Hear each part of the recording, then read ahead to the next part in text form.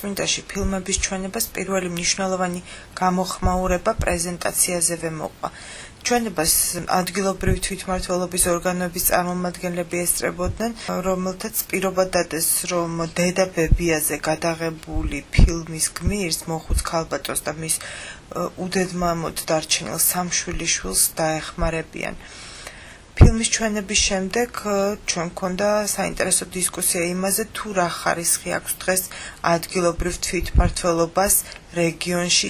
ძალიან ბევრი პრობლემა, რომლის მოგვარება ადგილზე მარტივად შეიძლებოდა, სწორედ ცენტრის თბილისის გავლით გვარდება და სხვაგვარად ვერაფრით. ისინი ჩივიან, რომ რაიონს ძალიან მცირე ბიუჯეტი აქვს და რომ ის მწირი შემოსავალიც კი, რომელიც რაიონს აქვს, ახალი კანონის თანახმად მეტწილად ცენტრში მიდის. აქაურები იმასაც ამბობენ, რომ სრულიად მოწყვეტილი არიან იმ პოლიტიკურ პროცესებს და ნებათა ხელვას, რომელიც თბილისში ვითარდება. ერთადერთი პარტია, რომელიც აქ სტაბილურად, კარგად მუშაობს, არის ნაციონალური მოძრაობა. დისკუსია რუსულ ენაზე მიმდინარეობდა და ჩემთვის მნიშვნელოვანი პრობლემა გახდა ის, რომ დამსწრები მუდმივად გადადიოდნენ სომხურ ენაზე, განსაკუთრებით მაშინ, როცა რამე თემაზე კამათობდნენ.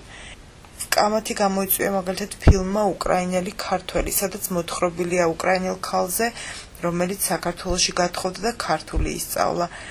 დარბაზში ატყდა სერიოზული კამათი, ცხარე კამათი, ოღონდ სომხურ ენაზე და ჩემთვის გაუგებარი იყო, რაზე საუბრობდნენ.